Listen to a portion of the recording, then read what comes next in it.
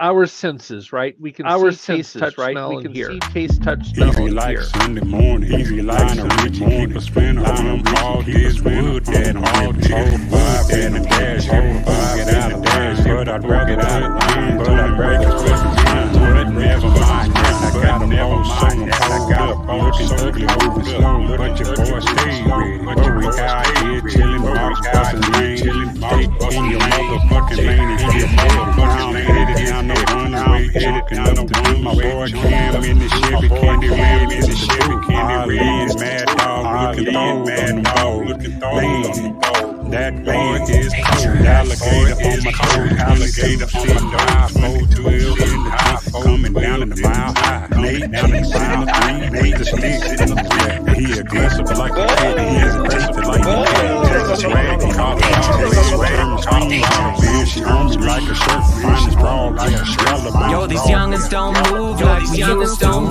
Ain't throwing Sunday barbecues like we used to. Why don't they ever keep it cool like we used to? Why don't they just stay true like we used to? Hey, yo, these youngins don't move like we used to. Ain't throwing Sunday barbecues like Dangerous thoughts! Dangerous thoughts! Hey, Tyson. Yo, I think your audio is on. I don't know why window. I don't know why the audio is on twice. I think YouTube was playing. Let's see if that's better. Is that better? Made the show Is weird, it gone but away? it's not my fault. Welcome to Dangerous Thoughts, everybody. I'm Monumente Reme, and that's my co-host right there. His name is Tyson Strasberg. We're not on drugs, but we did have a new opening trailer tonight, and we got a little double sound there, so double the pleasure, double the fun. That was on me. Is it fixed now? Are you getting any double audio? Well, right we now? could play. We could open the show again. You want to open the show again? Let's do that. All right, let's go. I want to. Our senses, right? We can see, taste, touch, smell, and hear. Easy like Sunday morning. Lionel Richie, keep a spinner from all this wood that I'm gripping. 05 in the dash if a fool get out of line. But I'd rather put hands on and break his fucking spine. But never mind that, I got a bow, so I'm pulled up. Looking ugly, moving slow, but your boy stay ready. But we out here chilling, marks, busting lanes. Stay in your motherfucking lane, it gets heavy. Now I'm headed down the one-way, chunking up to do. My boy Cam in the Chevy Candy Red, it's the truth. Ali and Mad Dog looking throwed on them bows. Man, that boy is cold. Alligator on my doors, 22 sitting high, 412 in the trunk, coming down in the mile high. Nate G sitting a 3 with the stick on his left. He aggressive like a pit and hesitate to lay you flat. Texas swag, Colorado man, turn my screens on. Man, she on me like a shirt, finest frog here, yellow bone. Yo, these youngins don't move like we used to. Ain't throwing Sunday barbecues like we used to. Why don't they ever keep it cool like we used to? Why don't they just stay true like we used to? Hey, yo, these youngins don't move like we used to. Ain't throwing Sunday barbecues like we used to. Thoughts! Why don't they ever keep it cool like we used to? I think we can lose the dangerous thoughts at the beginning. You know that might. Why don't they ever keep it cool like we used to? I like. I like it without the But hey, did it work that time? Yes, it was. It was no beautiful. double. Okay, good. Welcome to Dangerous Thoughts, Love everybody. Love it. I again, take two, am your co-host, Monumente Reme, and this is my I'm the real host, and this is my co-host, Tyson Strasberg. He's the fake host. Yes, I said that I was the co-host. Thank you. I said that I was the co-host. Thank you. Tyson, you messed up the sound bad. You blew it today. Tyson, you messed up the sound bad. You blew it today. Hold on, I think it needs another thank you. All right. So we're here. We're live. Thank you, everybody, for tuning in to Dangerous Thoughts. This is the show where we talk about uncomfortable things. We talk about fringe science. We talk about politics. We talk about what happened this week. We do a little bit of last week tonight with John Oliver stuff with just me and Tyson talking about our week. And we have interesting, wonderful guests. Tonight we have Rebecca. Oh, no. Pittman. I think her last name is. It's right there on the screen in front of you, man. Well, I'm sorry. Oh yeah, Rebecca Pittman, author and super cool author too. She actually does paranormal research. So she goes to the places that these hauntings and these horrible things have happened. She stays in them, she researches them, and then she writes books and novels and all sorts of cool stuff. When we bring her on, I will tell you a little bit more about her, but she's fantastic. I'm really looking forward to speaking with her and asking her some questions, because I saw a ghost when I was little. I've had some paranormal activity happen to me. In fact, I know that we've gone over this on the show before about my alien experience a couple of times now, but Tyson, I like that. Maybe we should change his name to Butt Tyson. Yeah, but Tyson.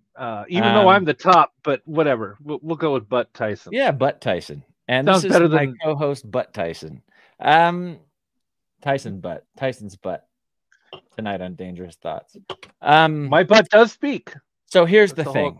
This week, I started to read Communion, Whitley Strieber's book from way back when. You know, the gray aliens that we know of today.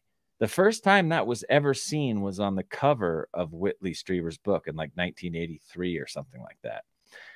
Long story short, I saw some shit in my room back when I was like 6, 7 years old. Little guys with blue jumpsuits on, like blue spacesuits that I called them overalls.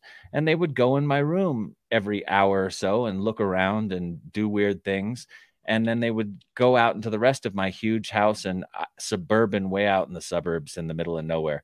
Not really suburbs. It was like a hippie commune community in Idaho.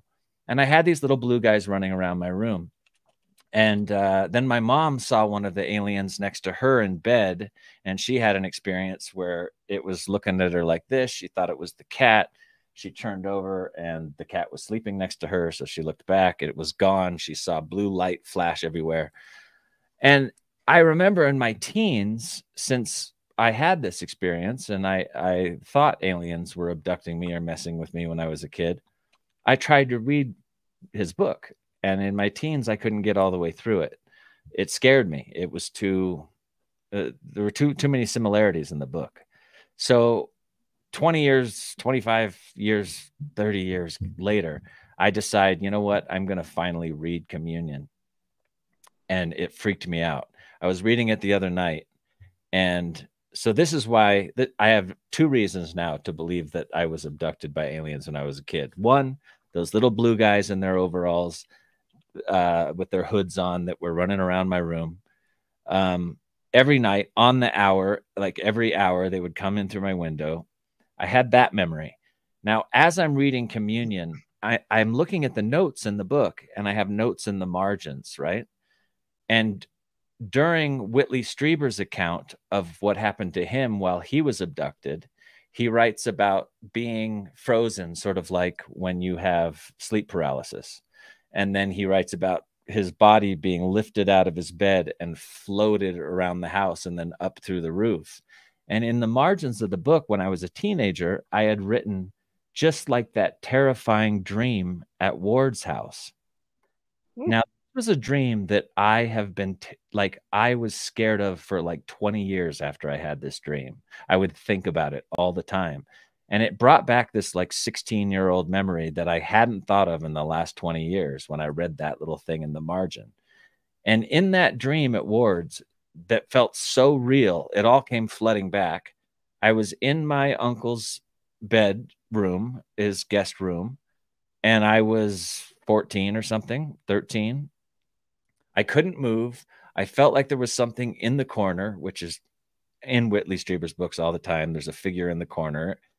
And then I floated up out of the bed with my knees bent, facing forward, and I floated all around the house, and I shot through the roof, and I could see the roof of his house from above. And that's when the most terrifying. And I woke up.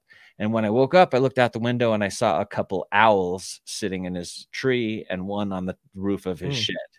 Now, Whitley says in Communion that oftentimes people that are abducted by aliens when owls are the watchers. Yeah, They're the watchers. that they'll see owls, or what they do is they give you an implant memory of something that happened to you that night that didn't really happen.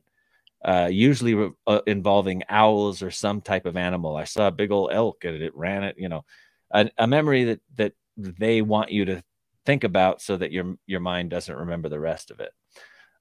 You know, all the anal probing and such. Now, what are the odds that years later, as an actor, you would play a Bernoulli that was abducted by the Borg, abducted by aliens? Yeah, right. I there think you are. I think reality is much weirder than we could ever imagine. That I was meant to be abducted in real life by the aliens. Maybe the aliens. I wonder how many actors have been abducted. That we should look into that. But you played an alien that got abducted by aliens. Got abducted. Whose parents sent in real life you got abducted. Right. Yeah, by aliens or by Diddy? Both. Diddy diddled you in the middle. We're not getting into Diddy, are we? Because we went through the whole Kevin Spacey thing 3 years ago. I don't want to go into the Diddy thing today. I'm not going to defend Diddy. Don't worry about that. Not trying to do that. Okay, so anyway, I'm pretty sure that aliens are messing with me all the time. And so also in my house, the last year, we've had 3 nights where I was there and we heard this big thump and things running across the rooftop, but I don't remember any of it. Mom, Dad here for all 3 events. Valerie and all of them heard it, saw it, heard it, woke them up. They all heard it. I didn't. But this has happened 3 times at the house I live in. Valerie has also seen a floating light outside in the street. Did a fat man try to come down the chimney? Because if so, I might be able to tell you who that was. I mean, if it was hoofs on the roof and a fat man trying to get down the chimney. At Manu's place, probably, maybe a bear. Yeah, I was going to say Stephen Colbert. Diddy. It wasn't Stephen Colbert. Diddy. Okay, so anyway, I'm pretty sure I've been abducted. Just reading Whitley's book creeped me out. And I almost don't want to keep reading because I think I'm one of the ones they've been watching. Speaking of aliens, I also watched Alien Romulus last night. I'm a huge fan of the Alien franchise. Kick-ass movie. Everybody should see it. I don't know if you saw it, but it's great. Is Prometheus part of the Alien franchise? Just yes. It is. Yes, absolutely. It is. Okay. Yeah. This movie the Alien Romulus takes place. It's hard to keep track of these movies. It takes place between Aliens, and Alien 3. It's right in that gap between Alien and Alien 3. But they've already found the black goo. Prometheus and those stories are prequels. Got it. And Romulus is like in the middle in there somewhere. Great story though. Good story about a bunch of kids that go up to try to steal a ship to get away from a planet they're working on, and they happen to steal the ship that has the floating alien that Sigourney blasted out of the ship. They've picked it up and are experimenting on its blood and in Roman history they say it was founded by Romulus and Remus brothers, that Romulus defeated his brother Remus, and that's why Rome is called Rome and not Reem. Not Reem. There's actually a lot of that going on in the movie. The ship is called Romulus and Remus, and it's built in 2 halves. Really? There's a lot of. I gotta watch it. Yeah, there's a lot of thematic, good Easter eggs in there. Also, my buddy, this week. Sorry, I usually ask you what's going on and what happened to you this week, but my buddy Roger Parness is dying. And in hospice, and he wrote me to say, "Hey, man, I'm in hospice. I'm dying." Well, now I feel like a dick. I just said I'm alive. Yeah, I'm alive. I mean, I didn't know where you were going with that. Don't worry about it. You'll be dead soon. We're all going to be dead very soon. So it's we're old. We don't really have that much time left. But here's the good news: dying is probably the best thing that happens to us here on Earth. It's going to be so cool. After we're gone, you're gonna be pleasantly surprised, Tyson. So don't worry about death. I'm not going to rush to the party, if you will. However, we do have a guest that knows a little about the afterlife. Bit about death. Yeah, I'm interested in this. Yeah, me too. So let's actually. So Roger, I just want to say, super great guy, dying, calls me, tells me all the great drugs that they have him on, and not only is he like losing weight and all these terrible things are happening to him and he can't stand anymore, but they won't tell him what he has. They don't know if he has cancer. They don't know if he has it.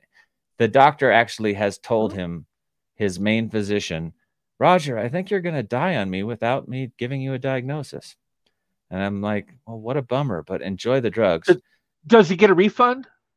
Like if I die and you don't, can I get a refund? You're not going to tell me what is killing me? Yeah, it's a bummer. So, but he is on great drugs, and he is also seeing things in the corner of his room and having all these hallucinations while he's on these great painkillers.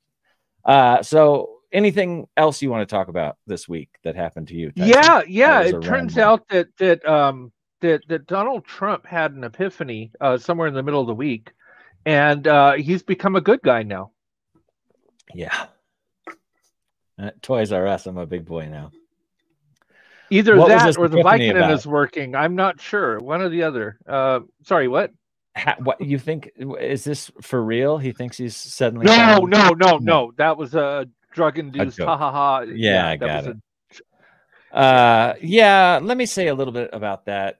Thanks for watching the show, guys. Oh yeah, this is Dangerous Thoughts. Everything we say on this show is not affiliated with this show. The people on the show that have their ideas that they share with us, we don't. What is it? I wish I had my script. We don't endorse any particular idea, anything, but we're interested in it. We love hearing all of it. Yeah. Wow. I'm tanking it tonight. So let's bring on our guest because hopefully the show will get better. Rebecca Pittman is an author. She's written a ton of books about the paranormal. Bestsellers as well. Her newest book, When Shadows Walk, is a murder mystery that is coming out or already out. It's been talked about as Agatha Christie, but with a paranormal twist. You can go get her books at RebeccaPittmanBooks.com. Look in the description below. She's also written all these cool haunted histories: the haunted history of Salem, the history and the haunting of the Stanley Hotel, the history and haunting of the Myrtles Plantation, the history and haunting of the Lemp Mansion, Lizzie Borden's place, the history and haunting of the Palace of Versailles. So let's bring her on. Rebecca Pittman, I'm excited to talk to you about some of your stories. I am too, and to be compared with Agatha Christie, that is the pinnacle. I mean, you can't beat that. I am so excited to get to talk to you. Who gave you that endorsement? Yeah, it was an Amazon review, and I was absolutely going, yay. I ran out of money paying them for that, but no, I'm teasing. So if Tyson's the fake host, am I the fake guest? Yes. I just want to know where I stand. You're the co-guest. Oh, okay. The only thing fake about me is my orgasms. Otherwise, I am 100% real. It's been real nice, guys, and I hope you have a good Halloween. Yeah.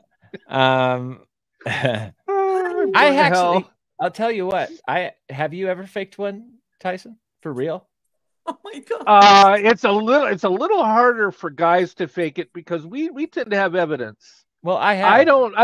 In my teens, I don't know how that an orgasm just one time, but it's happened. I just want to let people know. And so how about them Broncos? We won today. Can we? Did we? All right. Okay. No. All right.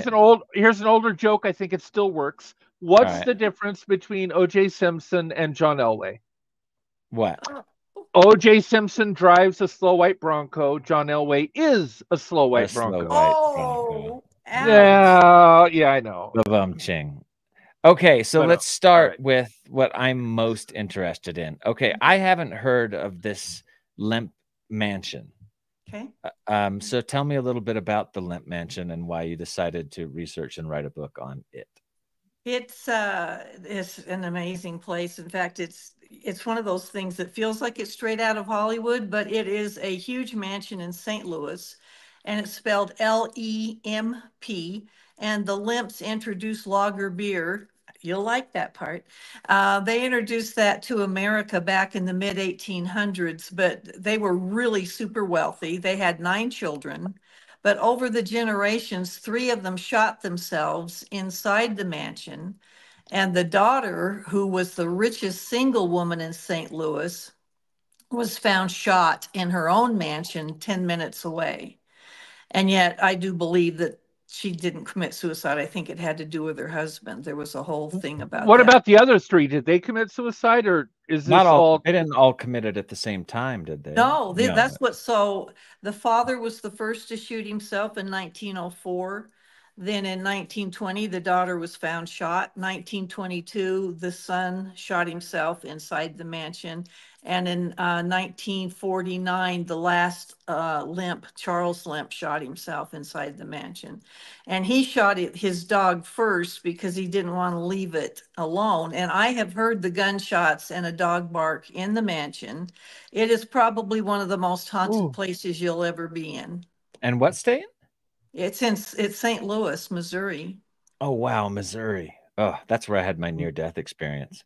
Missouri is a crazy place. Yeah, it is a crazy place. It's like it's full of weirdness. And but anyway, so when the father shot himself, let's start there. What was mysterious about that?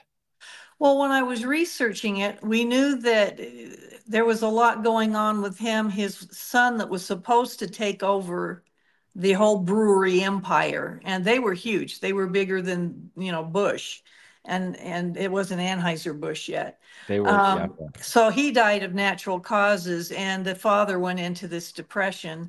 And then his best friend was Captain Frederick Pabst of Pabst Blue Ribbon Beer, and he suddenly died. And so the father just went into this depression he couldn't pull himself out of, went into the master bedroom and shot himself in the head the day before Valentine's Day. And here's the really bizarre thing. I got the coroner's report, and the owners of the mansion hadn't seen this. Nobody had. They said, the coroner said there were 2 gunshot holes in the wardrobe next to the bed where he shot himself.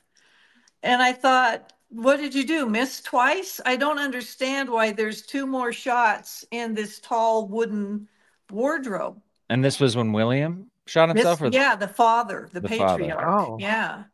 Isn't that bizarre? And he shot himself in the head. In the head. I don't know if his hand was shaking and he missed. I don't know. That's one of the weird things. Well, my wife's grandfather tried to kill himself when he had dementia. And so he had the gun up against his head and just got angry and shot the wall. Oh. So maybe that happened twice. Or he jerked. Yeah. I mean, it could be a last minute. I don't know. Actually, a funny story on my end, because then he had to call his son, my buddy Jeff, and say, "Hey, Jeff, I just shot a hole in the wall trying to kill myself, and I don't want your mom to know about it. So come over and fix this fucking hole fast." And so Jeff came over, and it's this immaculate wallpaper with all these little, so he had to find a piece of wallpaper from the corner of the door and like sneak it out Lord. past the. So, and Grandma never found out about it until years and years later. But we've all been there. I mean, like the time that I took the last sip of the milk and I put it back, and I told people, don't tell anybody it was me, because they would kill you. Yeah. I'm from San Diego, California, and Rebecca, I don't know if you've ever heard of the Whaley House, but that's a famous San Diego story. Yeah, I've been in the Whaley House too, and a lot of fleur-de-lis all over the place. They were from France, and they hung a lot of people because it was the courthouse. That's where the judge lived, and they lynched people out in the backyard. Back. Yeah. Yeah. So how long did you stay at the mansion, at the Lemp Mansion, when you researched the book? Oh my gosh. When I was researching the book, I stayed 3 nights. The first night I was all alone up in the attic, and something kicked the bed and sat on my feet. Ooh. I mean, when I say all alone, I was the only person in this gigantic old mansion that was built in 1868. Cool. They've restored it to where it looks like you're back in time. But then the next night I moved down to the second floor to the lavender suite, and the light fixture, which was the original chandelier, started going crazy. So I start talking to it and I filmed it with my phone, and I have that video. And I said, if you died in this room, stop. And it just stopped. And then I said, are you happy to have me here? Blink once. And it didn't do anything. I said, do you want me to leave? And it blinked once. And you can hear my sister who was with me going, quit talking to it. But there was just, and that's the room where I heard the gunshots and the dog bark in the hallway. And I had just started to research the book, so I didn't know yet that Charles had shot the dog and then himself. He was the last one to die, and I was going in chronological order. But here's what's weird, guys. It was so loud and so real, and it was bang, bang, whoosh. And my sister, who was staying with me that night, and her 21-year-old son was over on the couch. She didn't wake up, but her son rose up off the couch, and I said, did you hear those gunshots? He goes, no, but I heard a dog, a really big one. Was that a yipe? Like a dog being shot? Like yipe? No, it was just a kind of just a big loud bark. And here's what bugs me. It's backwards. Wouldn't you hear the dog bark first and then the two gunshots? But it was bang, bang. So I don't know if it was the residual haunting, the house was playing back and the loop was backwards, or it was trying to tell me something. I don't know. Well, you said it. You saw something in the light fixture. Manu had a very similar experience. It was a light fan, with the light on it, and Manu actually saw a ghost on the fan. And this is not bullshit. Am I telling a lie? No, you're not. I had a experience once with a ghost that we had an SL whatever it's called camera that maps them out. Right. And I had a ghost actually like sit up on one of those house fans, dangling its feet off the edge, going like this at me, and like saying it wanted to fight.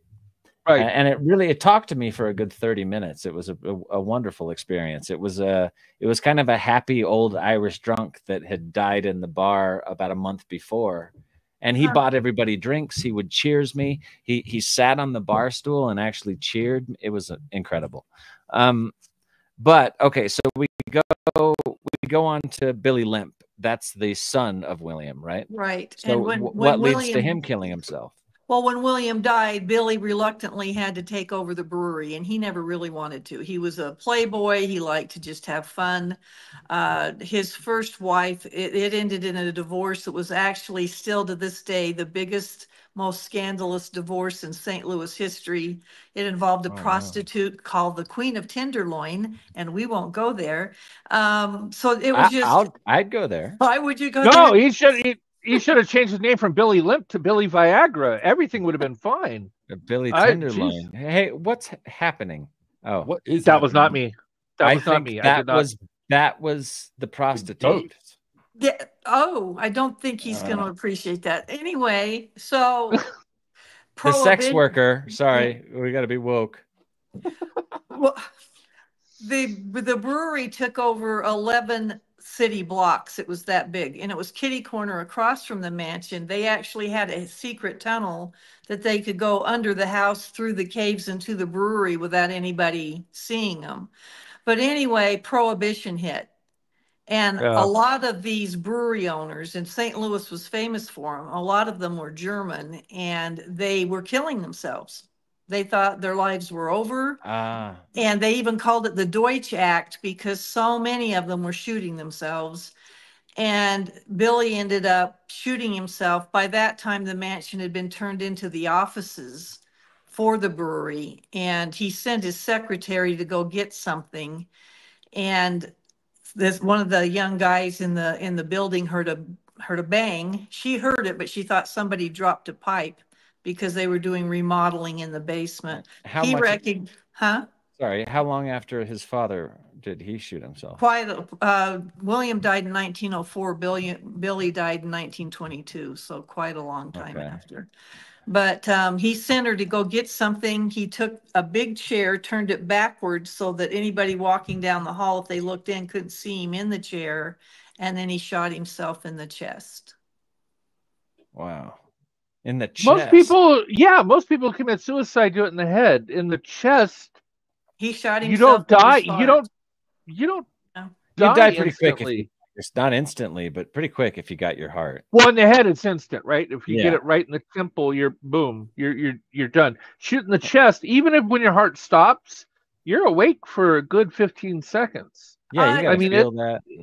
I think he hung around for a few minutes, but his dad actually lasted 45 minutes after he shot himself in the head. That's because he couldn't aim. He was hitting the closet. He was hitting his clothes. He must have had a small head or something. President Lincoln lived, 24 hours after he was shot in the head? Oh, he didn't die. He didn't die in the theater. They brought him across the street. To the Peterson house. Yeah. Yes. Yeah, and he lived for many hours. Yeah, he did. That was so sad. But maybe he had amazing. Lodges. Yeah. Other than that, Mrs. Lincoln, how was the play? Right. Don't make me come over there, Tyson. All right, I'm sorry. All right, so then after this, Charles shoots himself. How long later did Charles murder himself? A good 20 years later. By then, the mansion was empty. After the brewery closed, it was sold off. And then Charles, and this is what's so weird, he never married. He moved back into the mansion all alone. And this thing is huge. It is gigantic. And why would you move back in where here's the bedroom where Dad shot himself. Here's the parlor where Billy shot himself. Here's where Mom died of cancer. Here's the parlor where the coffins were. But he moved back in, and then over the years, he got really crippling rheumatoid arthritis and couldn't stay in his bedroom upstairs anymore and moved into the dining room. And one dark and stormy night, and it really was, I checked the weather report, it was thundering and fog was rolling in off the Mississippi. And all he had was an elderly couple, caretakers that lived out in the carriage house behind the house that would make his meals and take care of him. And they came in the next morning to bring him his breakfast, and he had shot himself in the head while he was lying in the bed, shot the dog. There was a note lying there saying, if I'm found dead, don't blame anybody but me. And he signed it and left them instructions for what to do with the dog. I don't understand why you shoot the dog. Let the dog live. Yeah. Maybe it was depressed. Old too. You're depressed. Maybe if the dog was old too, but I know that they say somebody will take care of it. But in ancient Egypt, pharaohs would be buried with their servants, with their pets, with their So these people had to die to get buried with them. And how many kids there were altogether? There were 9 children, but one of them was stillborn. So there were 8. There were 5 boys and 3 girls. And 3 of them shot themselves, including the father. Altogether 4 if you believed Elsa shot herself in her mansion, but nobody does. They think her husband was involved. He waited 25 minutes to call the maids and call for help, and she was still alive. And the first thing he did was lawyer up before he even called a doctor. And by the time the doctor got there 45 minutes later, she breathed her last breath and was gone. His story didn't match up. One of the maids was paid off to change her story of what she saw when she walked in the room. And did he get away with this? I mean, yeah, he did. They couldn't catch him for it? He got away with it. Huh. Well, that's always strange to me. See, I always think about this. Me and my wife talk about one of us dying all the time. Oh, how nice. We find it and I think the moral of the story is lawyer up. But go ahead. Lawyer up. That's exactly what I was getting to. Yeah. I'm like, if I go home and I find my wife dead on the couch, whether it's a bullet wound, whether it's an OD, whether it was just I'm calling my attorneys, then I'm calling 911. Immediately calling my lawyer. Yeah.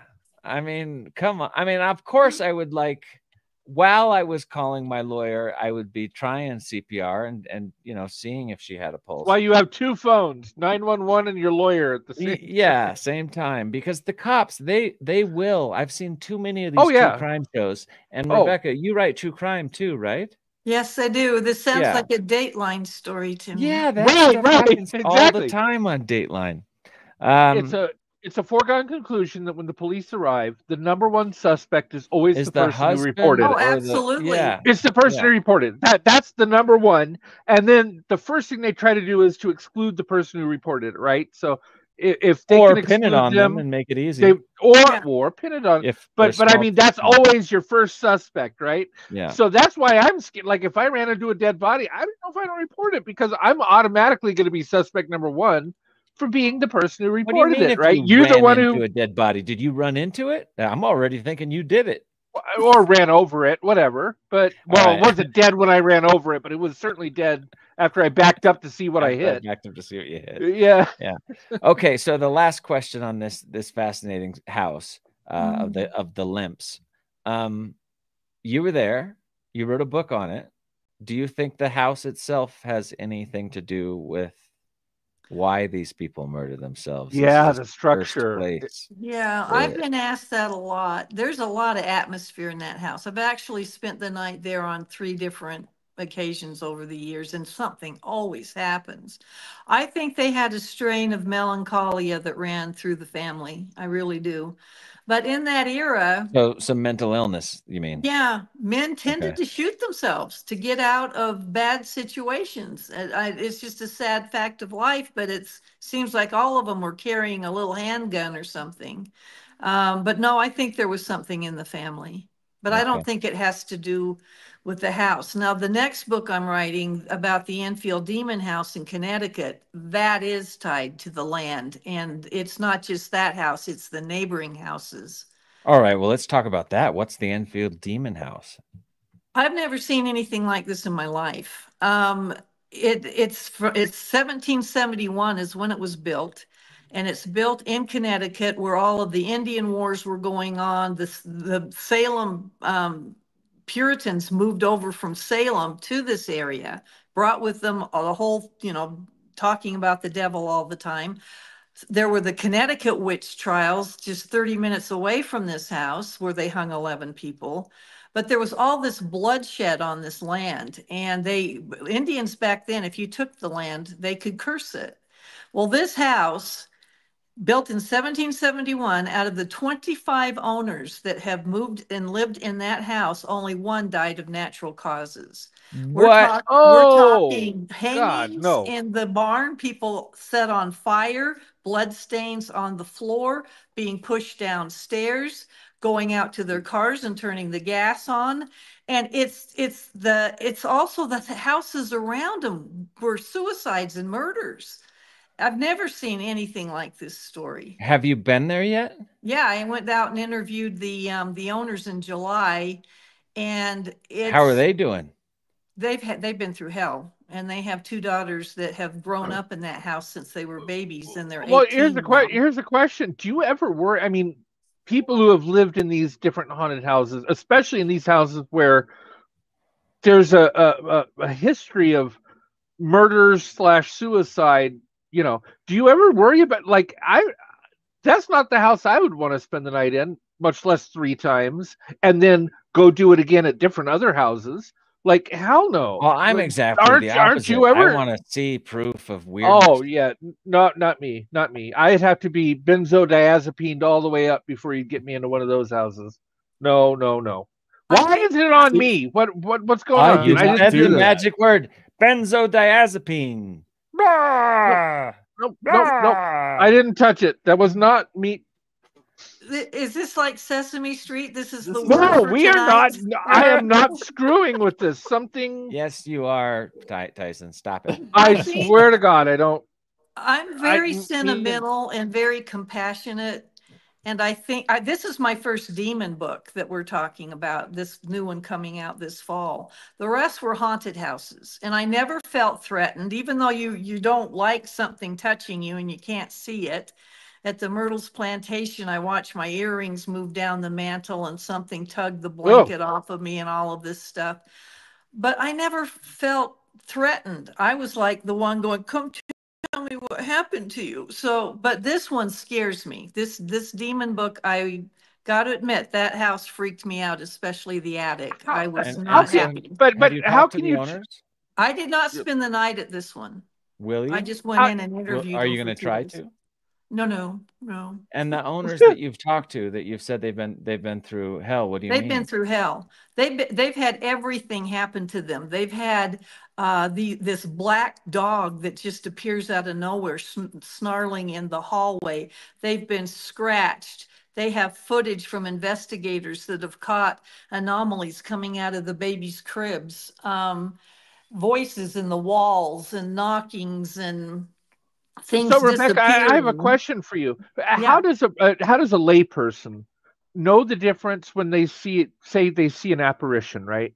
Right. How would I know if that is like a transdimensional alien, like extraterrestrial, or a ghost, a human that has passed away, or an angel, or a demon, something deity? You know, like how would I know a deity from an alien from a ghost if I just saw an apparition? Like how could we tell the difference?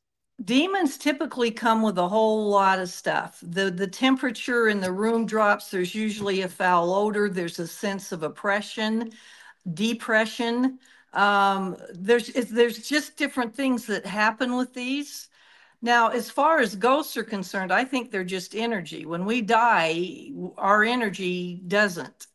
Our meat suit we've been wearing gets buried or cremated, but that energy has to go somewhere. Our consciousness continues. Yeah, right? And that's what I believe ghosts are, and that's why most of the time they're messing with televisions or imprinting on camera film or tape recorders. Are they trying to get the attention of living people? Are they trying to get people that they know to say, "Hey, I'm here"? A lot of them don't know they're dead, and that's the part that breaks my heart. That was my next question. I don't think that I'm going to hang around here when I die. I don't think my energy. If you know you've died, that's her point, though. Yeah, I know you died. Well, here's something really interesting. Well, I'm planning on it. Well, so I don't get any more Christmas presents. You're not coming back. Okay, never mind. No, I'm not coming back here. I mean, I might come back in another body, but I'm not going to hang around. Well, that's the weird thing, though, because we have kind of tiptoed around the edge of what's the nature of reality. Maybe when you die, you don't know. Maybe you die and you wake up thinking like a new person or something. No, thinking it's tomorrow, thinking it's Tuesday, and it's not, and you're dead and you're getting buried, but you're still living in a dimension right next door or something. We don't know what happens after death. So, well, here's the thing. I was watching a documentary night before last about Gettysburg, which is super haunted, and the guy said one of the coolest things that I haven't heard yet. When someone dies tragically, like these men were, I mean, you're just suddenly shot. At your body, because we're 99.9% energy and light. We have enough energy in us to light up a city. And when that tragic thing, he calls it a death flash, that electromagnetic energy shoots out of the body and imprints on the environment. And especially if there's quartz in the ground and that kind of thing, it can play it back. And that's the loops we see, like the monk that does the same thing every night in front of the castle. He comes out of this wall and goes in that wall. You can't. Or the old lady that walks up the stairs every night. Yes. Like she did for 50 years. There's that type of imprint ghost. Yeah. Yes. And you say you also believe in ghosts that are actually just unaware or don't know how to move on from where they are. And I call those sentient. They're intelligent. They can interact. They can try to get your attention. Those are the ones people are picking up in EVPs, spirit box things. Why do you think that they don't know they're dead? What are the theories for why they? Well, I think those people do know they're dead. They're trying to get people's attention, right? I mean, you know, if I was walking through walls and people couldn't see me, I think I'd realize I was dead. But I would try like crazy to get their attention by, you know, messing with electronics or doing something to say, hey, I'm here. I'm here. Do you see But my me? question for Rebecca is, why wouldn't you know that how to go to wherever is next? Some of them have unfinished business. Some of them don't know what to do. Some don't know they're dead.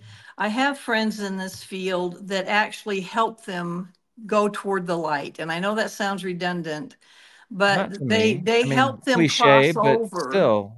Yeah, they help them get there. They help them cross over. They're lost. They're just caught between these two worlds.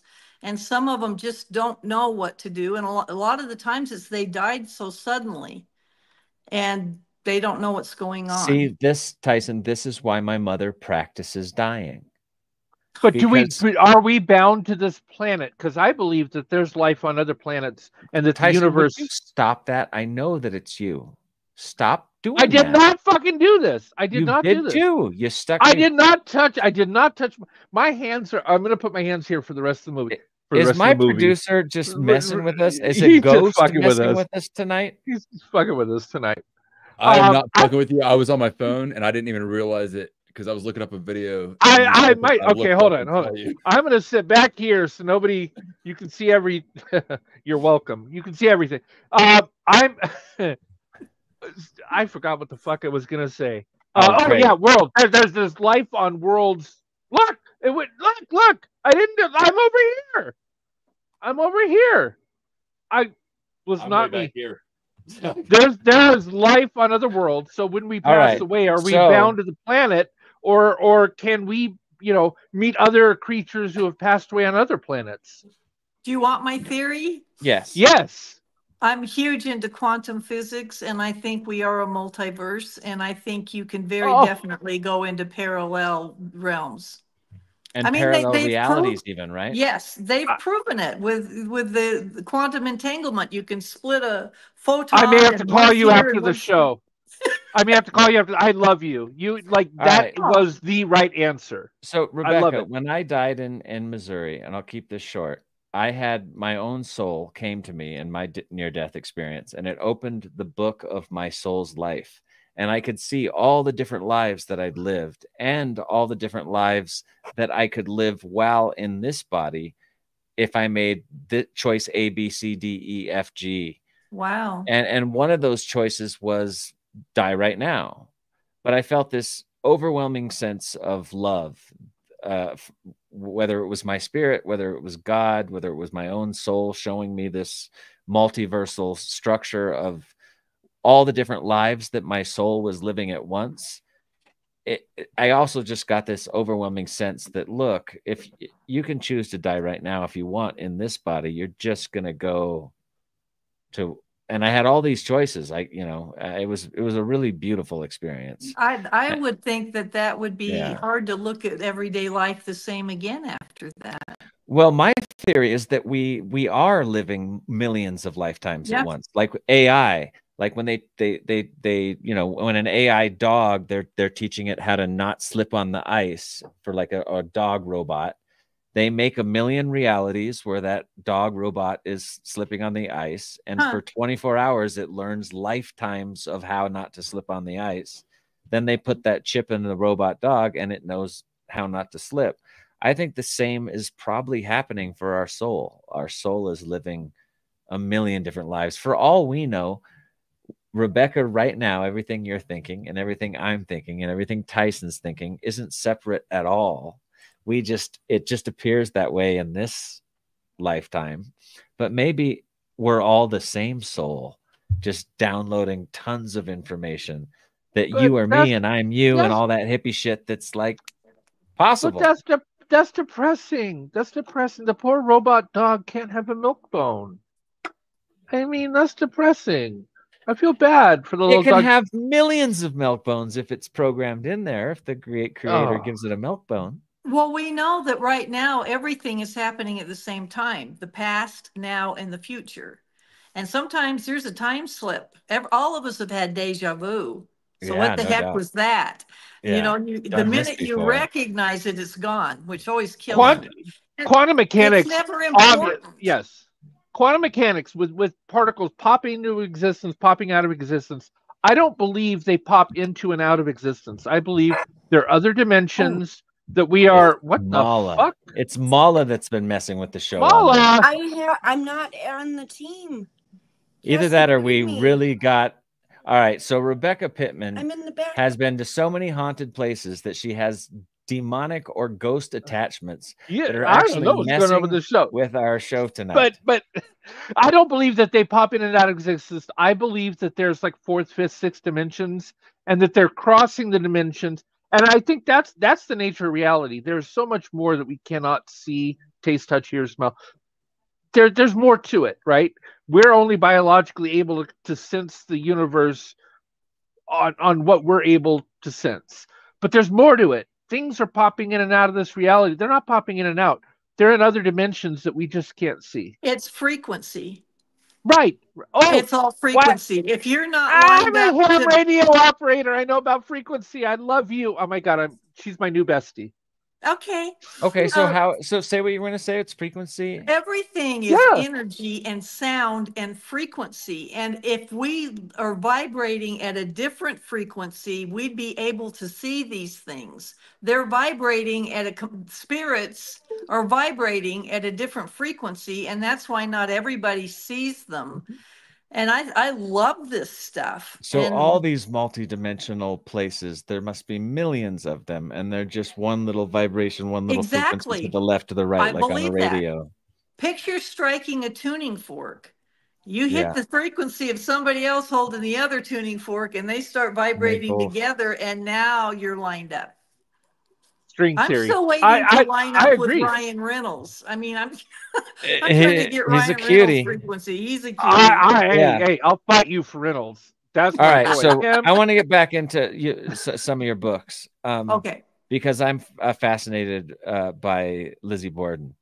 All right. So Lizzie, I have seen this on a bunch of shows. She supposedly kills her family with an axe, but within minutes of killing her father, she doesn't have any blood on her, right? Is correct. True? Within 10 minutes, yeah. Within 10 minutes, she's completely blood-free, and she's dressed in... Lizzie Borden had an axe. Lizzie Borden, you remember the yeah. whole... Well, I don't remember it, but So, okay, I'm old, and I'm not going to... It was actually a hatchet. But yes, she went. So it was a hatchet. That for sure they know it was a hatchet. Yeah, they have the head of it in the Fall River Historical Society that she killed her father with.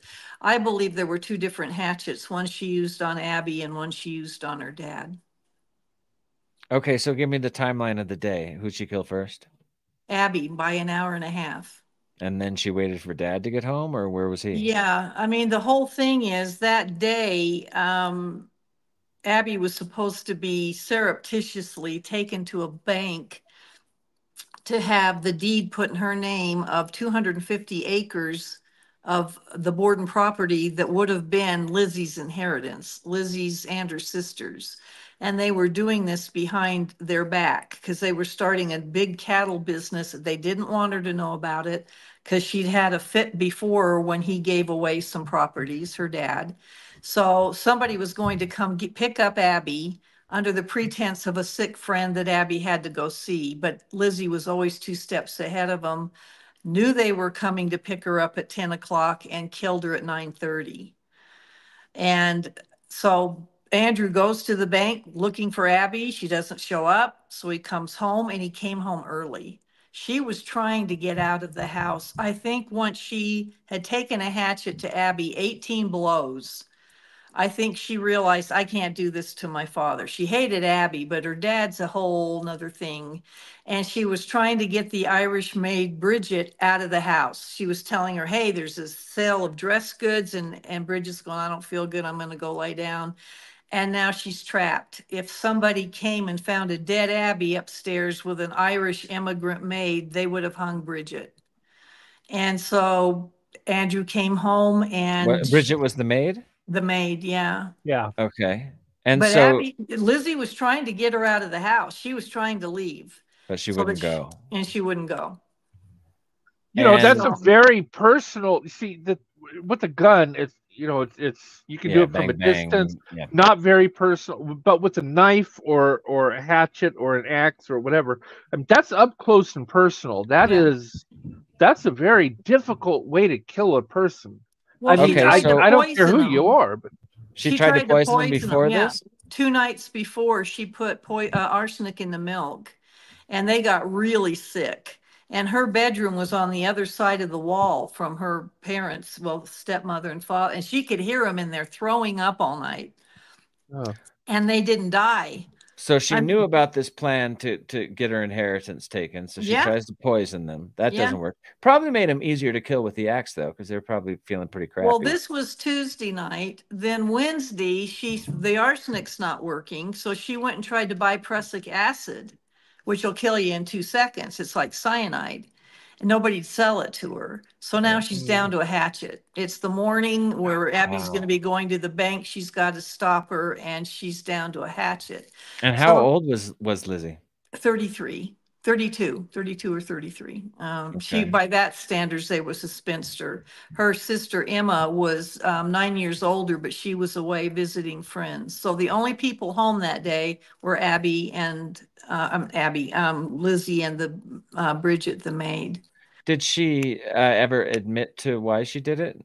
Oh no, she got acquitted. There were 4 trials altogether. She was in prison for 10 months, and they acquitted her. The jury was all older men. Lizzie was a Sunday school teacher. She was a Borden. They were very rich. So she got to keep the place too? She whacked the parents? She got all the money, which was the equivalent of $3 million today, and bought her mansion on the hill called Maplecroft. Hey, I would whack Manu with an axe for that kind of money. Yeah, I love you, man, but no doubt, $3 million you can go, Tyson. You're going 18 whacks even. Before we bring on our speakers, I think there's a video that I'm supposed to show about the book. Yes, and I'm gonna try to do that. A trailer for let's show a trailer for one of Rebecca's books. We were supposed to show it before we brought her on, but let's see it anyway because I'm sure it's neat. And I'm not. What's the trailer for which book? This is Salem, isn't it? Okay. The Haunting of Salem, The Witch Trials and Beyond by Rebecca Pittman. Here's a all right. trailer. Let's see if I can get this to work. Oh wow, we didn't get to Versailles.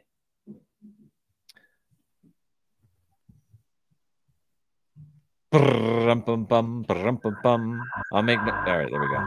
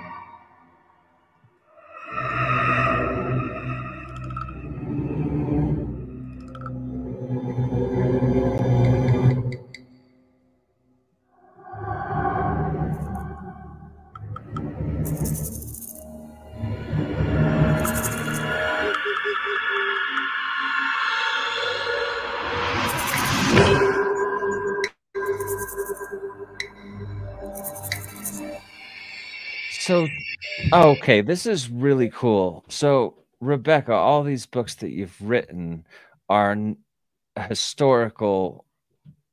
They're nonfiction. They're nonfiction. Yeah, these are real happenings. But then you also actually go and experience the places for yourself as far as the hauntings go. Do you write about the stuff that happens to you there, or do you just the last part is, that's why it's called the History and Haunting of. The last part of the book is all of the paranormal activity going on there today. So I interview the tour guides, the owners, people who've been there, and my own experiences. And tell me the scariest or the most interesting personal experience you've had writing any one of these novels? It had to be the gunshots and probably something sitting on my feet. I couldn't turn over. It had the blankets pinned down. The house with the dog that got shot. Could you not move? Huh? When you say you couldn't turn over, could you turn your upper body, or could you not move at all? It was still dark, and the thing had kicked the bed at midnight and finally stopped. And it was 5:30 in the morning. I was waking up and it was still dark in the room. And when I went to roll over, I realized there was a weight on my feet and I couldn't move. Ooh. And the scariest thing I ever did was reaching for that cell phone to turn the light on it, because I thought, I don't want to see what it is and it's going to come flying at me. And ooh. That was the hardest thing I've ever done. And there were two distinct footprints like that of a child imprinted on the blanket right next to my feet. Wow. You can, I took a picture. And where was this? This was at Lemp Mansion up in the attic. Yeah. Oh, wow. I've had a similar thing happen to me actually in New Orleans. I didn't know I was at a haunted hotel, but apparently I was. And I felt something sit on the bed a number of times that night. And I woke up to just like, who just sat down? Oh, my wife's laying next to me. It's not okay. And I would go back to sleep. And then later that night, I felt like pressure on my chest. I'd wake up and I couldn't breathe. And I've never had any breathing problems, or this was 10 years ago. So I wasn't having a heart attack or anything like that. But 3 times that night, I woke up with a real pressure on my chest and the inability to breathe.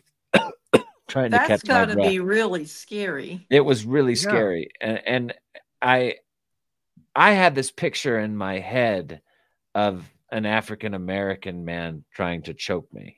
Wow. And I'm thinking that it was in the slave quarters of Louisiana, what's that town called in Louisiana? Where was I? New Orleans? New Orleans. Thank you very much.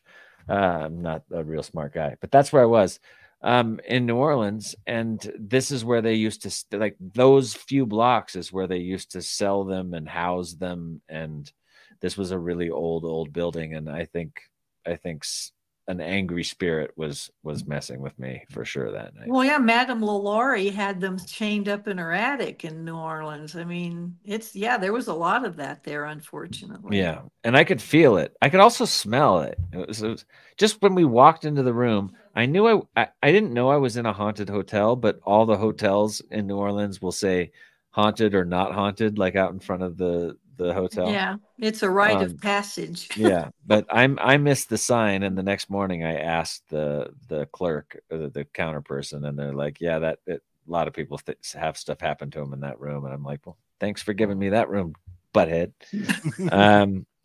Okay, cool. So man, we haven't got to anything. But still, I've had a blast. I wish we could keep talking, but we do have some guests that would like to ask you some questions. So let's take them one by one. Of course, I would like to sleep in room 666 on the 13th floor. What's wrong with that? Yeah, we didn't even get to the Stanley Hotel. Yeah. Is the Stanley Hotel really haunted? Like, for real? I stayed there a week and a lot happened. And I had witnesses. So there were 6 people with me walking down the hallway of the 4th floor when we were just talking, and suddenly this blast of tobacco smoke hit us in the face so bad that we all gagged. And I have really long hair, and I was actually smelling my hair to see if I could smell it, and it was gone just as fast. It didn't dissipate. And we found out Lord Dunraven haunts that floor, and he always was smoking this cherry blend pipe tobacco. So it's him. And what else haunts the Stanley Hotel? Elizabeth Wilson, who was the maid in 1909 when it opened, and they had gas lighting, and she turned the gas on in room 217, which is the one that Stephen King stayed in and was inspired to write The Shining. And she turned the gas on, and somebody called her out in the hallway, and it was running. And she came in and lit a match, and it blew her through the floor. Oh, and wow. She landed in the dining room below on the table these people were eating on. So she's in there a lot. She makes the beds. She'll put your stuff away. She's flickering the lights in the bathroom. There's a lot that goes on in that hotel. Mainly people hear little kids playing on the 4th floor. That one gets the most reported, I think. Wow. Anybody want to buy a cat? These books? Yeah. So if you guys want to go and order some of these books, you can get them from Rebecca's website at RebeccaPittmanBooks.com. They're also available. They're all on Amazon and all those other places. All right, let's take our first guest. Who's up first? I think we have Dave. I'm going to switch places. Dave. All right, Dave. Do you have a question for Miss Pittman? See, I do have a question. And see, I am a paranormal investigator. I've done some poking around and stuff. There's some places that I want to poke around, like you just mentioned, the Stanley Hotel. That's only a few hours from where I'm at. I'll be right back. But sorry, allergies. Is it the cat? No, the cat's like thousands of miles away. But that's what I was doing in the bed in New Orleans. Seriously, 3 times that night. But there's this house that our group investigated that there was a lot of limestone in the neighborhood. That say that seems to be a big conduit as well as quartz. It is. The limestone is a conduit as well. It's called the stone tape theory. And it's actually when someone dies traumatically, that quartz or limestone will capture it. And a lot of the castles in Europe are made up of limestone. And it'll play it back. Like it's just, quartz is used in radio transmitters and receivers. So I have no problem under certain circumstances thinking it can be played back. Limestone was a big one. It's neat that rocks do that. I think the whole land can be imprinted, but so people think that certain rocks hold more memories than others. Well, it's the minerals. Quartz are used in everything. I mean, from your watches to everything, and they are used in radios for the transmitters. I mean, Tesla did a lot with crystals. And so, especially if those are in there, they can capture that and play it back under certain environmental conditions, I believe. But with the investigation that we did, we had a group EVP session. My recorder was the only one that got a response to the question, is there anything we can do to help you? And when I first listened to it, like all those years ago, it said, get out. Just like, really, get out. Oh. Yeah, it was really creepy. It was really creepy when I first listened to it, but then I listened to it again and I was like, I got the EVP, yay! But I listened to it a couple of years ago for the first time in forever, and I heard something completely different. It said, hello there. What? Yeah. Your EVP changed? It changed over the years. From get out to hello there? To hello there? Wow, that's I hate to tell you this, but something's inside your tape recorder. Right. How do you go from you're ugly to let's hump? I mean, I don't know how that... What are orgone generators? Mystical Malachi is saying, have you experimented with orgone generators or organi, or anybody know what an orgone generator is? I don't have any ghost hunting equipment. Yeah, Rebecca just goes and she just has the experience, and she of course researches the historical truths and details of the murders and suicides, etc. Right. Do you know what it is? Do you know what? Okay, I don't. I'm sorry. I don't know either. It's that's a new tool to me, unless it's not spelled right. Okay. But, Dave, did you have a question for Rebecca, or did you just wanted to tell her about the changing EVP? That was kind of get your thoughts on it. That's really, I have a question. Did you hear it audibly with your own ears, or did you only hear it when you played the tape back? Only when we played the tape. I love that. They imprint on the tape, and I love that. That tells me it's energy that they're using. Well, technically it was a digital audio recorder. Okay. That's very cool. And you're certain, since it's a digital audio recorder, you're certain you're playing the same one from those years ago. There's no doubt. No doubt. It's a same. But it's changed. It's changed. Wow, that's neat. Never heard of that. That's cool. Well, see, I'll try and see if I can find it on one of my backup drives and see what you hear. Yeah, come on next week. Play it for us. I want to hear it. Okay. Do you have it? Do you have it? I'm pretty confident I have it. I'll have to, like I said, dig around through a couple of hard drives. All right. So, orgone now I see generators what use they're crystals saying. and metals suspended in an organic resin. That's interesting. And I wonder what they do with them. They must just walk around the house with them and see if they get a reaction or something. To the person who put that, is this used in ghost hunting equipment or is this used in something else? Because it almost sounds like it's a machine that's used for something else that uses crystals. Maybe like it's something that you put there to attract ghosts or something. I don't know. Well, the word generator, an amplifier. There he says that it works like an okay. amplifier. I bet that would work really well. So if you're at the Stanley Hotel, you bring it with you and hope that it amplifies the residual energy in the place. That's and cool. hopefully it's not the size of a television set. We have our next guest who's calling in all the way from England. We have Katie. Katie, hello. Good morning. Good morning. I'm surprised that I actually remembered the show because our clocks have gone back already. Oh, and ours don't go back till the first week of November. Yeah, so instead of it being like 3:20 a.m., it's like 2:20 a.m. now. Well, bless your heart. Good morning. When do we change our clocks? A week from originally, today. A week from today? A week from today. Originally, we were on the same time schedule, and then in the U.S. we pushed it back. Daylight savings time was extended. The rest of the world still does daylight savings, like we used to at the end of October. But now we do it at the. And when did we do that? Well, we're looking at getting rid of standard time altogether. In the next couple of years, we might just be on daylight savings 24/7 forever. Well, Katie, do you have a spooky story? I do actually. I have a lot. But one of the tamer ones that I'll tell you is I actually used to live in a haunted pub. Wow. My mother was the manager and we lived in the apartment above it. And the activity there was crazy. I mean, I'm surrounded by activity 24/7 wherever I am. Stories behind that, but the pub that we lived in,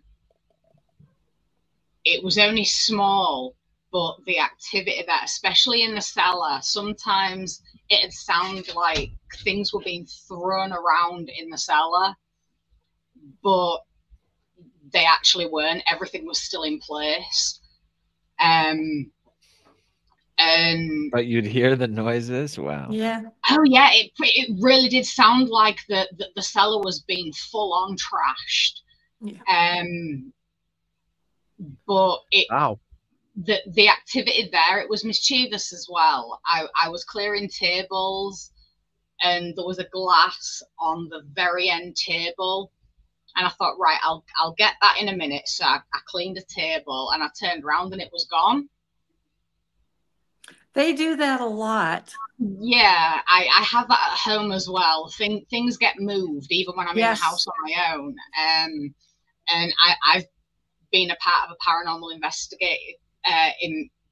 investigation team, and there's a pub in Pontefract called the Red Lion. And we went in there to do one investigation, and we ended up with nooses around our necks.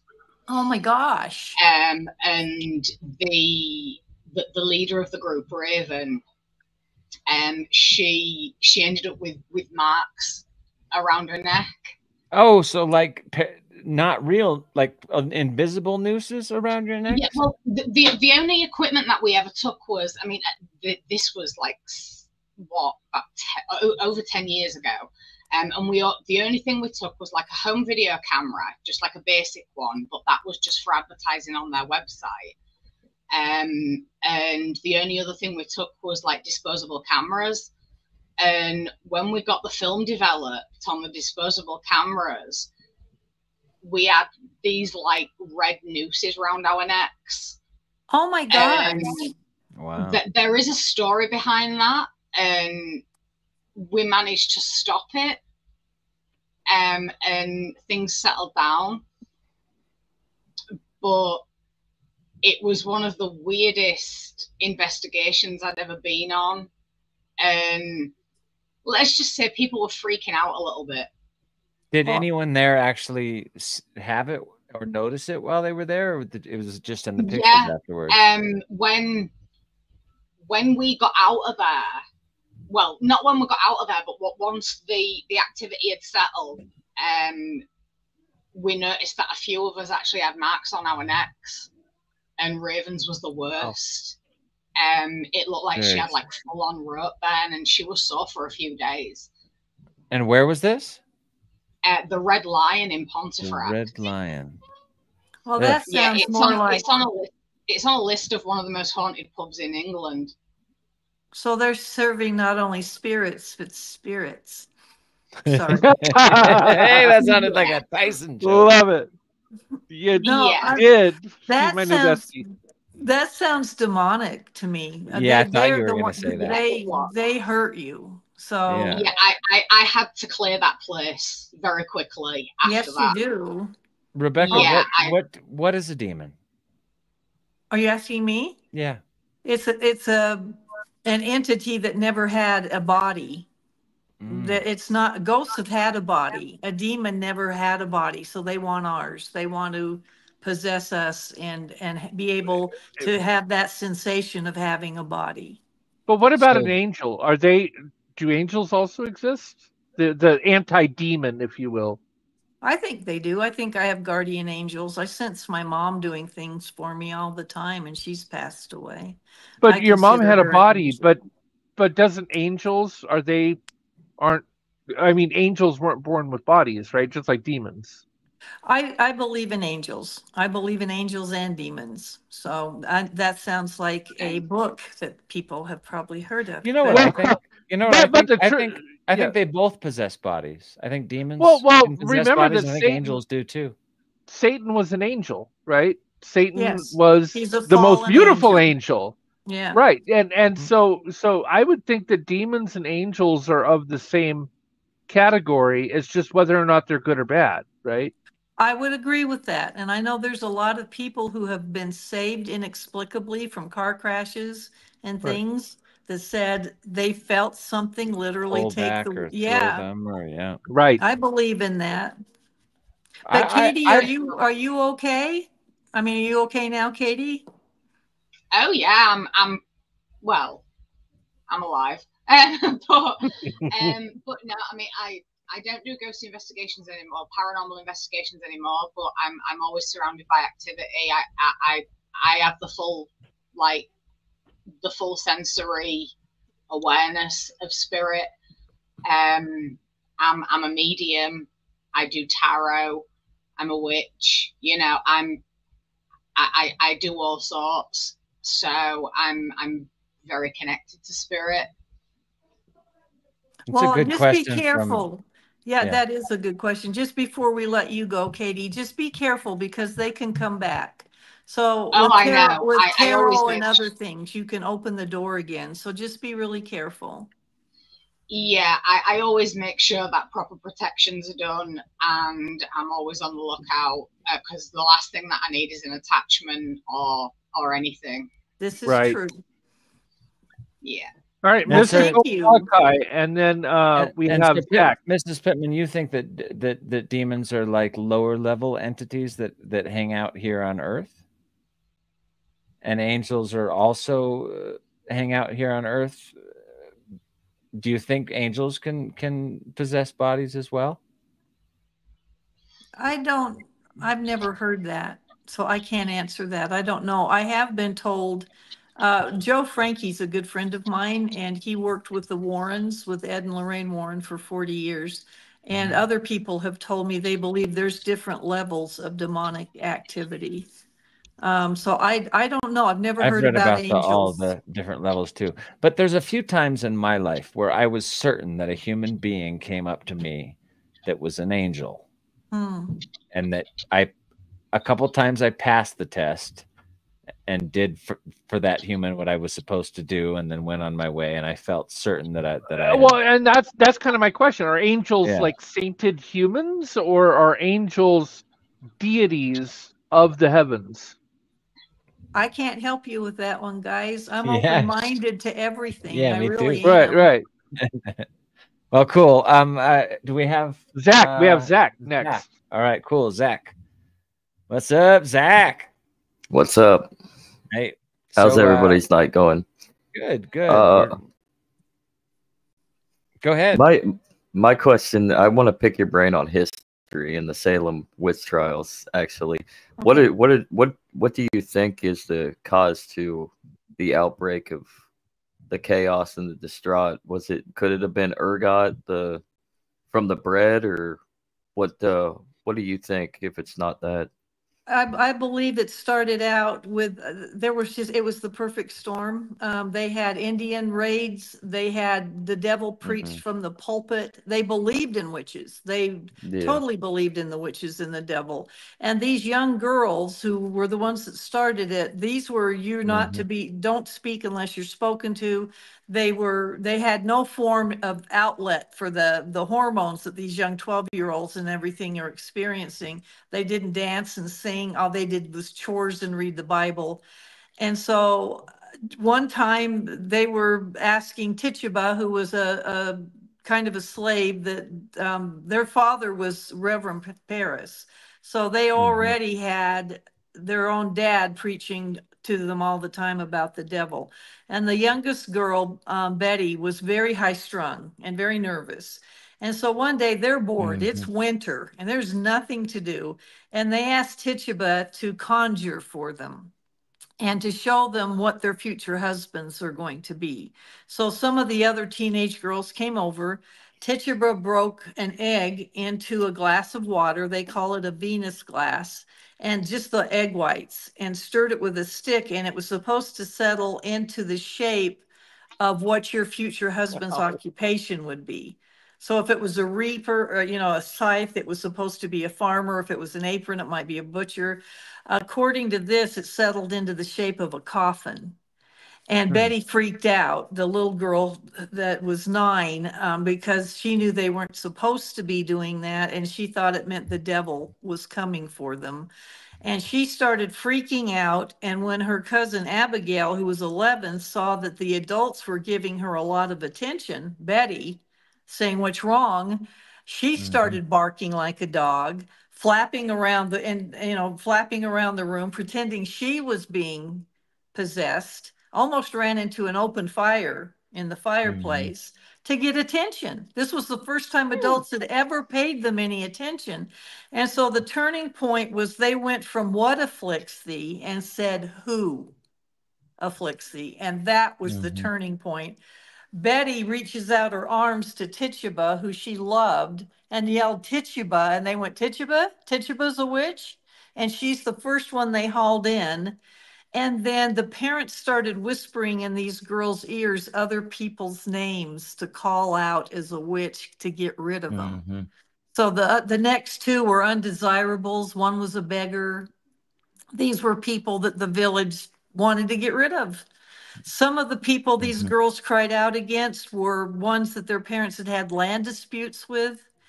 So I do believe this became calculated and snowballed. I think in the beginning it was just to have fun. In fact, 2 girls admitted in the end, we did it for sport.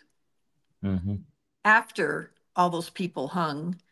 What I couldn't understand is when you see the first person hung, Bridget Bishop, wouldn't you stop at that point? But they didn't.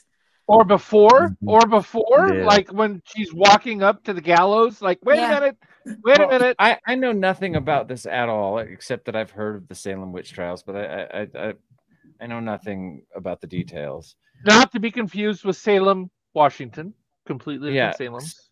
Well, there's a good play that you can read and even watch too, called The Crucible. Exactly. Yeah, I've read The Crucible, but I'm wondering.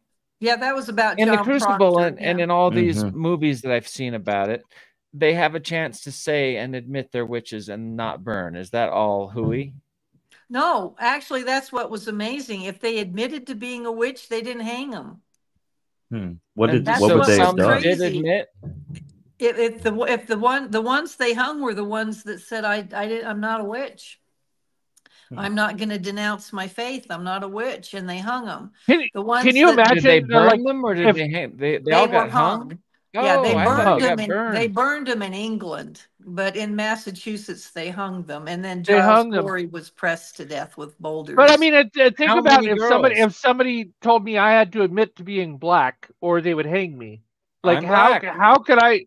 Yeah, well, you know, but I'm a except witch. I just, you know, Why if you're not the pride something, to not to why wouldn't they just... that's the thing, right? How that is exactly my point. How do you say I'll admit to being something I'm not to prevent being killed? David and the lions from the Bible. I mean, you know, how Were far they back so religious they would still yeah, I'll be eaten by lions before I'll renounce Christianity, right? I will be hung before I'm called a witch. I mean, it's throughout history. People would rather die than admit to something they're not. Well, not me. I'm a coward. I'm a coward. You call me an alien. I'll be an alien if you don't kill me. Yeah, me too. Anything to get out of Well, pain. to them, that was their soul wouldn't be saved. Right. That's it. Yes. They believe. Explain that. So what? Well, you could lie and admit to being a witch and denounce your faith, but then they felt that meant their soul then they wouldn't go to heaven. Right. So you don't have to be burned now, but eternity you're going to be in hell. Or you can die now, but spend the rest of your life in heaven because you know you were right. Human beings are so stupid. Completely. God, we're completely. Well, Zach, what do you think? Dumb. And I've heard of the ergo theory, and that's where the barley or the wheat would get fermented and they ate the bread and they started tripping. Yeah. I don't believe that because two of the girls admitted it later that they did it for sport. They did it for fun. Yeah.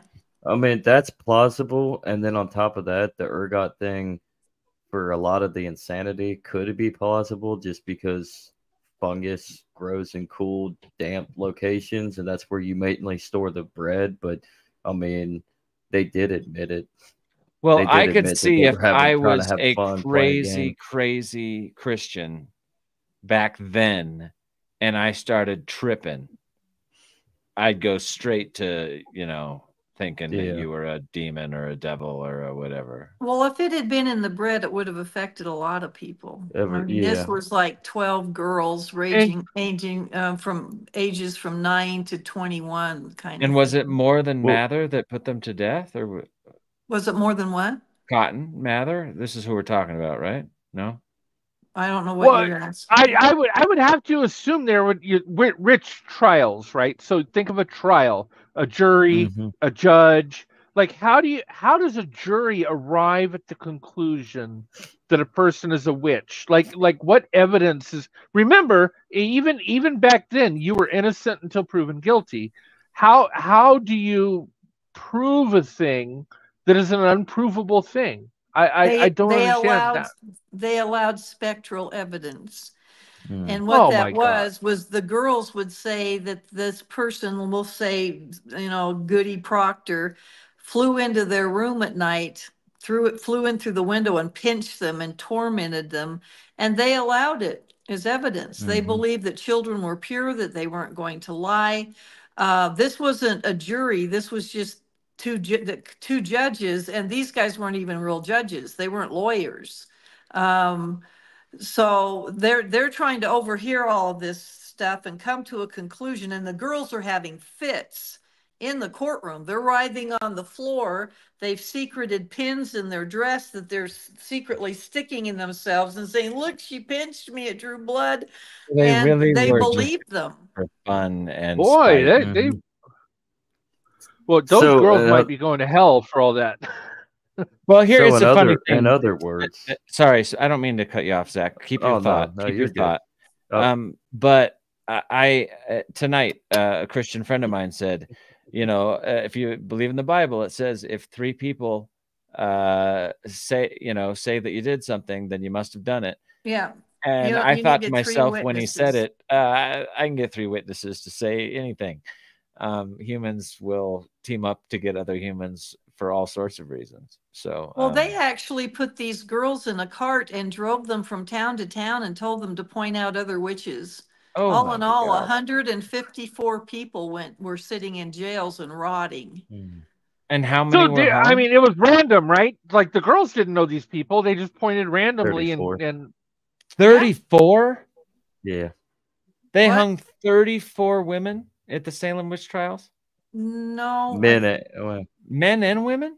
Hang on, this has been a while. It's either 9 or 11, and then Giles Corey was crushed to death under boulders. Did these same people believe in that? Did these same people believe in warlocks, men witches? They must have, because Giles sounds like a guy's name.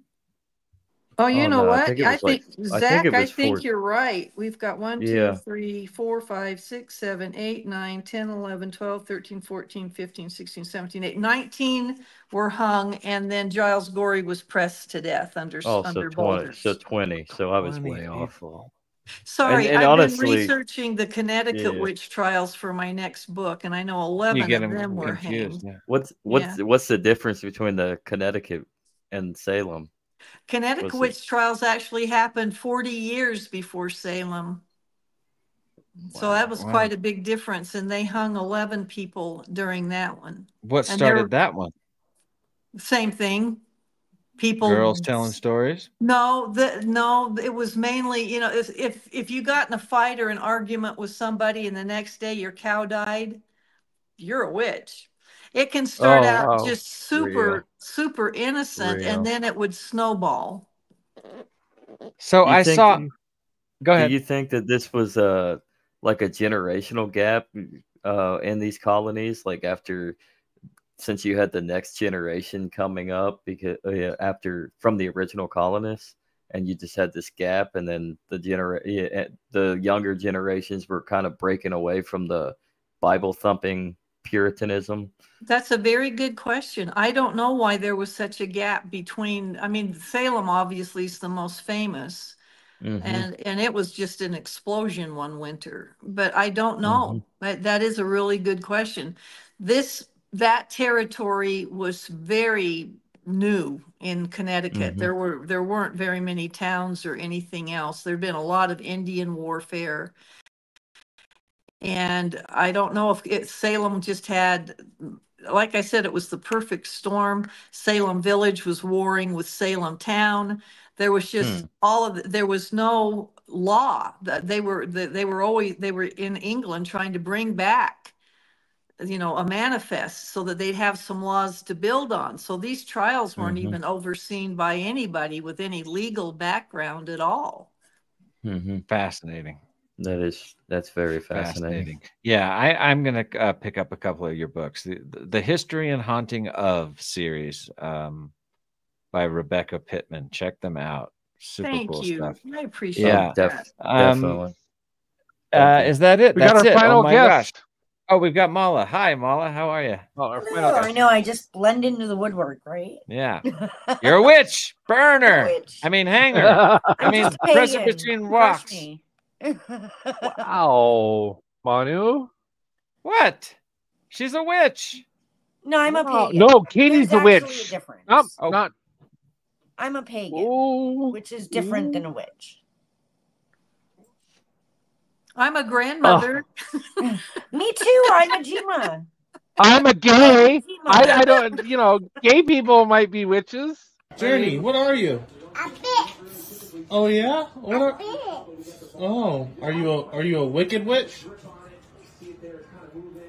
Huh? Good witch or wicked? Are you a good witch or a bad witch? A bad bitch. A bad bitch. I did not see that coming. That's fantastic. Oh wow. I have totally enjoyed being here. This was a blast. Yeah, thanks for coming. Mala, do you have a question for Mrs. Pittman? I do. I was very curious about what the Lizzie Borden themed paranormal card game is. Oh, yeah. I forgot about your card game. I spent 5 years researching that book on Lizzie Borden, The History and Haunting of Lizzie Borden. And so I created a Lizzie Borden paranormal card game. It's a rummy style game. It's never the same twice. And it has all the suspects, alibis, crime scene, photos, everything. And I just came up with the rules, and it's a rummy style card game. What's it called? It's called the Lizzie Borden Paranormal Card Game, and it's for sale on my website at Rebecca F. Pittman. Oh my God, it's like Clue meets. Oh, I've been saying the whole. Clue I've been meets saying it rummy. wrong the whole time. Paranormal so it's www.rebecca F as in Frank. Don't Pittman forget the with F. 2 T's. Books. Rebecca F. Pittman Books.com. I've been saying it wrong the whole night. Thank you for asking about it. It's a lot of fun. It's people play it all the time, and you really hardly ever have the same outcome. And then there's paranormal aspects to it, like the ghosts are trying to thwart what you're doing during the game, the ghosts of Lizzie and all of this stuff. So it's a perfect game for Halloween. I bet. It sounds very interesting. I love it. We're gonna have to buy it. Thank you. We're gonna have to buy it and play it. We're gonna have to buy it. Yeah. Could we play it like live? If we each had the deck, could we actually play a game? Would it be fun to watch? I think that would be fun. Can you do an overview camera so you can look so we down actually could see what everybody has, or even hold it up? Yeah. I could, but my house looks disgusting. But I'll try. All right. Well, I will go to RebeccaFPittmanBooks.com. And everybody out there tonight who's been watching Dangerous Thoughts, also go check out dangerousthoughts.show, our website. Check out Katie's Corner. Katie was one of our guests tonight. She writes super, super interesting things about the paranormal and all sorts of cool subjects on her blog at dangerousthoughts.show. I want to thank Rebecca Pittman. Thank you so much for coming on and sharing some of your stories tonight. We went 46 minutes overtime because I was just so interested. And she's written all these books, Myrtles, Plantation, The Palace of Versailles. Super interesting. So maybe we'll have you on again sometime to talk some more if you're interested. Thank you very everybody much. else that watched the show, hit that subscribe and that like button and go check out the website and keep thinking dangerously, because this world and this reality is much weirder than you think. We'll see you next week on Dangerous. Happy Halloween.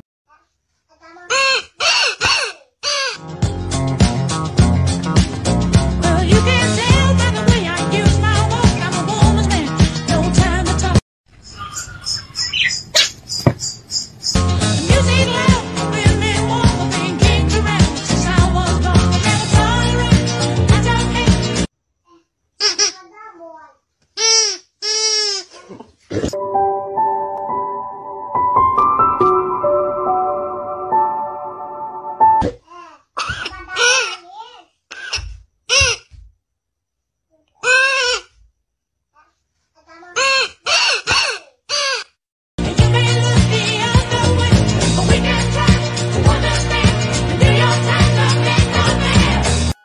Take it to him. Ruining motivation to survive. Private side is like a jungle holding rest of a nation. You couldn't hold me like a tongue, your knees collapsing away. Hey, gorilla hearted, I be in my chest to stay alive. Take it to him. Ruining motivation to survive. Private side is like a jungle holding rest of a nation. You couldn't hold me like a tongue, your knees collapsing away. Hey, gorilla hearted, I be in my chest to stay alive. Hey.